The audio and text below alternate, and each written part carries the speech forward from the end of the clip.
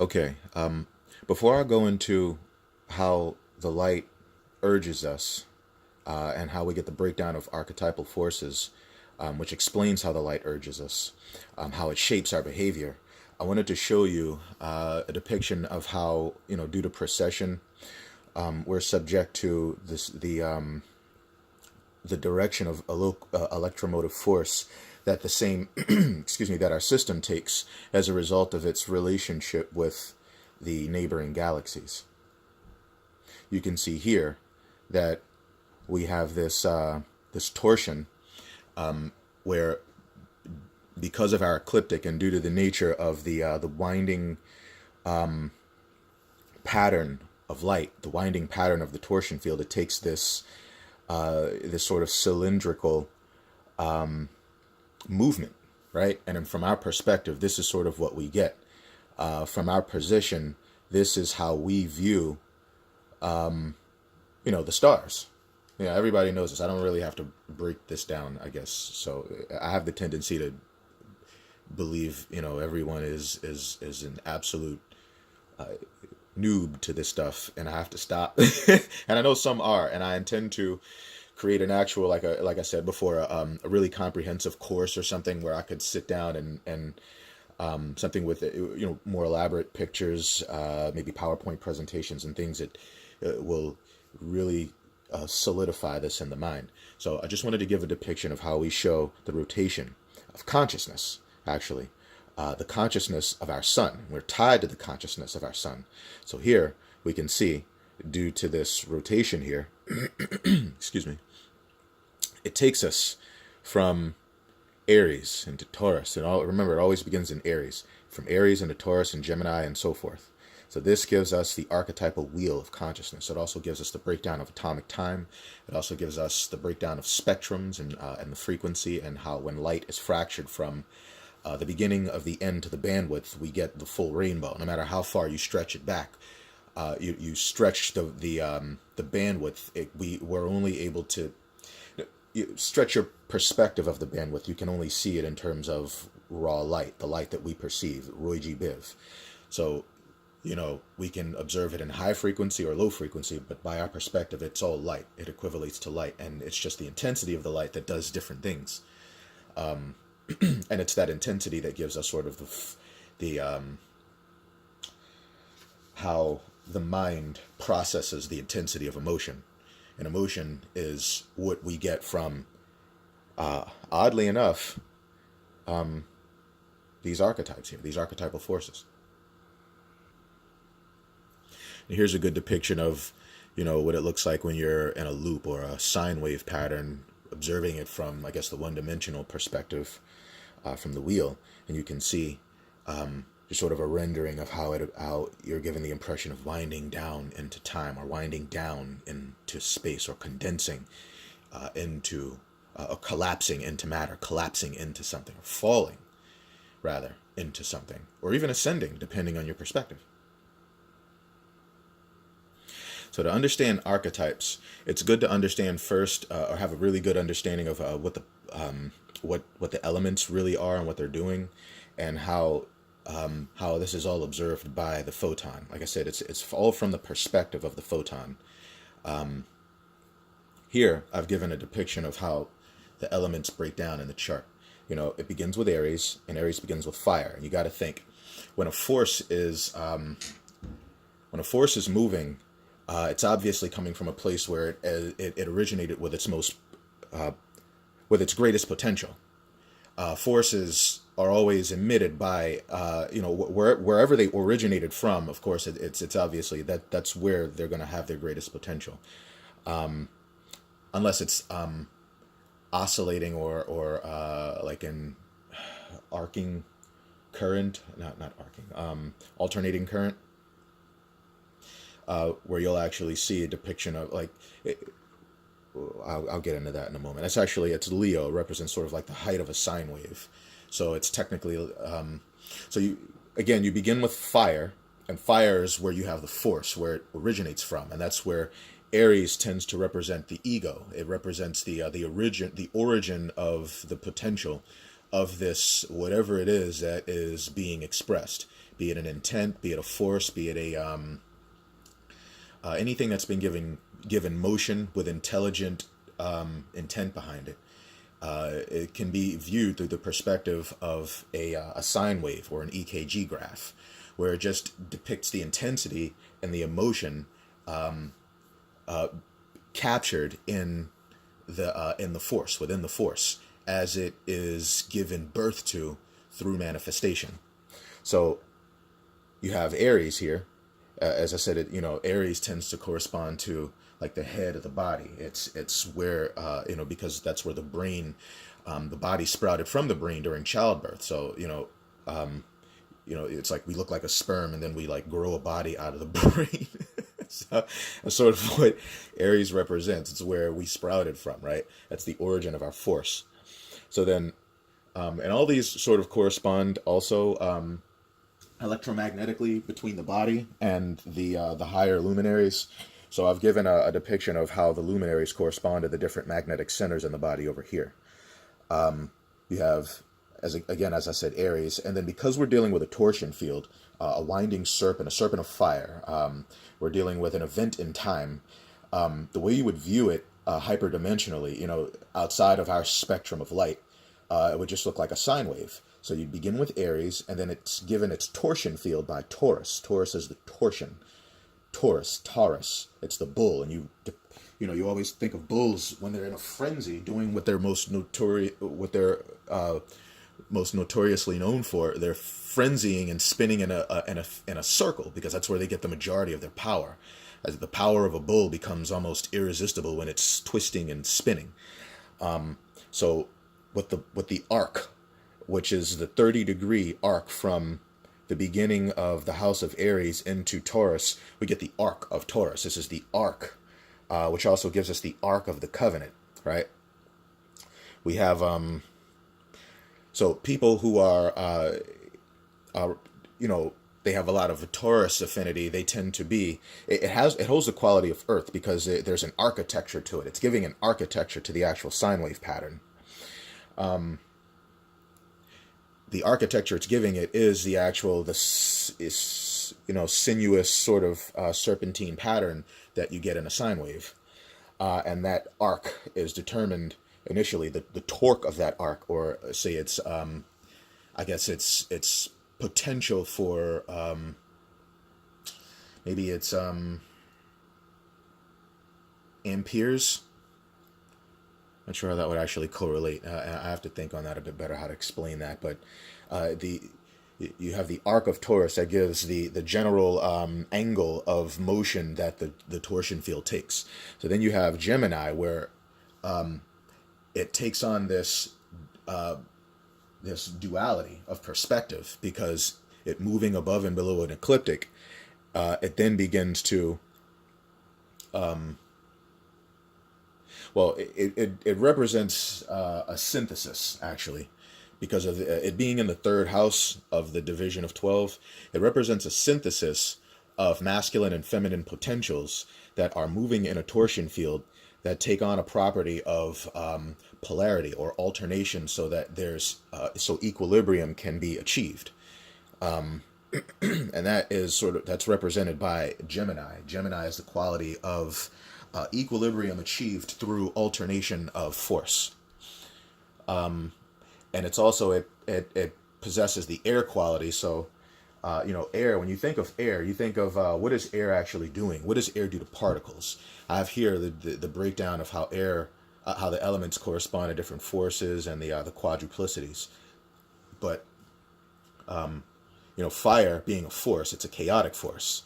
It represents the will. It's plasma. Archetypally, it corresponds to division. Earth is a fixed form. It's material, representing a solid state of matter, which is capable of being stacked. Air is another force. It's a subtle force or a directed force. It represents intellect or gas, or the state of extrapolation, understanding what is based on being able to draw two different perspectives on it to determine what it is based on what it's not, and then building a whole compendium of scientific principles based on the process of extrapolation. It's given the air quality. You know, if you existed in every particle as the photon, and you wanted to get the greatest view of what it is you're capable of creating, first you would create it, and then you would take on a quality that allows you to sort of subjectively scatter yourself about to in a cold, sort of detached manner, observe your creation in a scattered or subjective or separated form. And that is literally what the air is doing. Air is sort of it's the modality of energy that exists between everything else. You think wherever there isn't something else, there's air. You know, you can have water and you can have earth beneath it, and supposedly there's no division between them until there's a bubble of water. It literally separates itself from, whatever it's inside of. If it's underwater, a bubble is going to take the shape of something that is resisting the water in the form of a torsion field, a quantum dimensional torsion field, as a force. So it appears as a sphere, but it's resisting the pressure of the water, and it being the quality of air, it exists to take up the space between things. You can even rip open earth and you get gas pockets where there's air stored. But then also being a force, it moves fire. It works with fire to direct the flow of fire.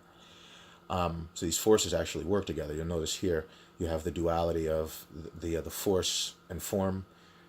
Force and form. Aries and Libra is fire and air, and then that's force, and then form, which is earth and water. You have Taurus and Scorpio, and then you have air and fire, again now flipped around, and then you have water and earth flipped around. So it's like, as matter is moving in this circuit, as force is moving in this circuit, it's changing its state relative to different dualistic potentials, dichotomies. It's really interesting. Now, water, of course, it represents changing form, a form that has been given the ability to change. See, matter, in order for it to build itself, it needs to be able to stop and go, expand and contract. It needs to be able to take a shape that allows it to evolve and take a shape that allows it to resist. It needs to be receptive and oppressive, powerful, a force, direct, capable of smashing through obstacles to break down an old system so that a new one can be built. It's self-evolving. It uses electromagnetic waves as this oscillating force to sort of move the tides, which moves the heat, which moves the forces, which moves the flow of matter, which causes elemental friction. And through the vicissitudes of elemental friction, you get evolution. You get the photon, where it's taking all this in and it's storing it for later use, so that it can understand how matter needs to evolve in time to better express conditions for life, so that life can be achieved, and homeostasis can be achieved through life, and then life can become intelligent and then take that matter to actually build more specific versions of heavenly energies, architecture and the arts and sciences and stuff, and the things of the intellect. So we have Cancer, and this is interesting because you have this ecliptic here between, and if this was like the ecliptic here, where you have above the ecliptic you have the daylight, and then below the ecliptic you have like midnight, right? Or above it you have sort of summer, and then down here winter. But what you're looking at is this 90-degree angle from the position of Aries to the very top of Cancer. And that 90-degree angle is a squaring of the circle. It represents the rib of this actual sine wave pattern. So Cancer, corresponding to the woman in a chart, typically, or the receptive aspect of the mind. Also the moon, which is the reflective aspect of the mind, where the ego reflects on its outward actions later. And it happens at night when the activity of the day is is done, and you're at rest. So here you have this depiction of how it takes the state of water during Cancer, and I think maybe I'll pause it here. Well, I just wanted to say that this rib represents it's the rib of Adam. Adam moving in this circuit. This feminine aspect here represents the 90-degree angle. It's an actual rib, like sort of a rib cage. Cancer corresponds to the rib cage. Cancer corresponds to where the heart is stored. And Leo is the heart. That's fire, and it's the sun. That is the pulse. That being the highest point of the sine wave pattern, it represents the height of passion on an EKG chart. I'll show you a depiction of that. All right, so here you can see from, if this were Aries, at 0 degrees, making its way around back to Pisces, because the masculine, which is Aries, always chases the feminine, which is Pisces, water, the receptive aspect of the mind. Pisces is the masculine potential, it going out and then completing its sine wave pattern, right? All the way to Pisces. The receptive aspect, the magnetic aspect, the waters of Apsu, the dream state where matter is seeking rest, it's seeking release of its heat, release of its friction, so that it can achieve a state of neutrality. And that state of neutrality is represented by the passive state of Pisces, the passive state of matter. If Aries is the most potent, Pisces is the most passive. Pisces is where matter goes to die, as it's, unless it's fed by constant voltage or alternating current. So the light, what it wants to do is keep us alive. So it looks for ways to continue with the polarity, but within reason, because the wrong type of polarity, sine wave, it's sin. That's what the Bible talks about when it referred to sin. When we sin or sine wave unconsciously, we produce patterns in our actions and in our thoughts that take on a subconscious aspect of decay, where we begin to undo ourselves, and we wind down into time, we wind down into matter, into density, and into a darkened sort of dense material spiritual state, where we represent zombies. We represent where our most unconscious state. We are essentially dead. It's called Sheol in the Bible. It's the state of ignorance, spiritual darkness, and atomic inertness. So here you have where it begins with Aries, and then you have the arc of Taurus that gives you the 30 degrees, the 30-degree pattern of the amplitude of this sine wave. And then in Gemini you have it's a bit more mysterious, actually, because it involves the actual alternation, but it's sort of the beginning of duality. It's the dual perspective. It's the archetypal duality that's able to see a single thing by two different perspectives. People, like, you get the arc of Taurus that represents the integrity of the actual sine wave pattern. So people who are of Taurus tend to be very full of integrity. They're loyal. They're trustworthy. They're about form. They're about foundation. They're about what gives you the ability to build ideas or foundation on. They are the firmness of that foundation. They represent the I know I'm probably like beating a dead horse with this, but I know you guys understand what I'm trying to say, but I need to, for my own I have Saturn in Virgo so as well as Mars, and they're in the 3rd house, so there you go. So that means communication. But then also communication is where the 3rd house, where you get the 3rd house. The 3rd house is about communication. It's about, it's co-communication, where there is this sort of point of origin and a destination. And because of the two, if you exist in a quantum state, you can perceive where you are from where you're going, and measuring that distance You're capable of extrapolating two different perspectives of the same point of origin, especially when you have the number three. The number three sort of archetypally gives you a division of distance. It gives you a midpoint of the division of distance. You have a starting point and an end point, but then with the number three, you also have a starting point, an end point, and a middle perspective between the two, and that's where you get Gemini. So then you have, Cancer begins here and then ends here. So this entire house represents the house of Cancer. But I'm sorry, it would be here if we're looking at Aries. This is sort of backwards. Aries is here, and then like Libra is here. So with, what do you have right here is Cancer, and it ends here. So Cancer starts here and ends here, and then from here is Leo. This is the house of Leo here, this slice of the pie. And this is Cancer here. So Cancer represents the 90-degree angle. It's the rib cage. It's a rib cage, like it represents the rib cage of the atom moving in a sine wave pattern or a toroidal field.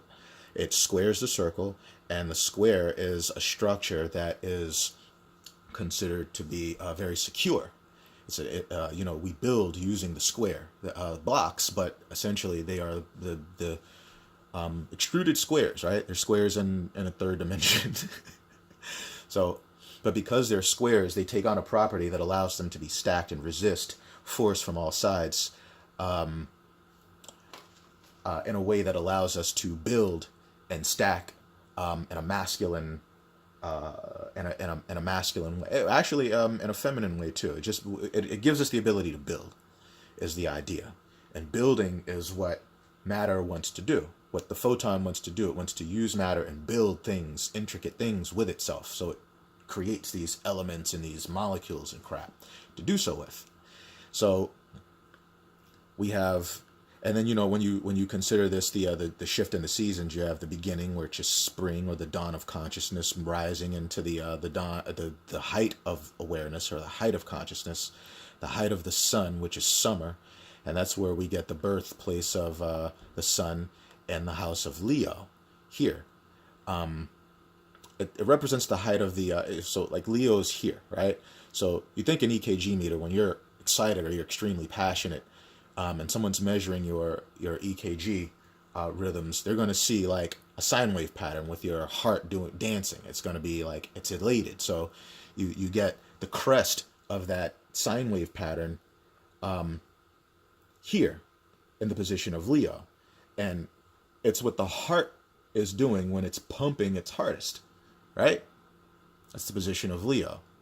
From the photon's perspective, it's all archetypal. It all just sort of relates to the same thing, but it builds based on these ideas, these principles.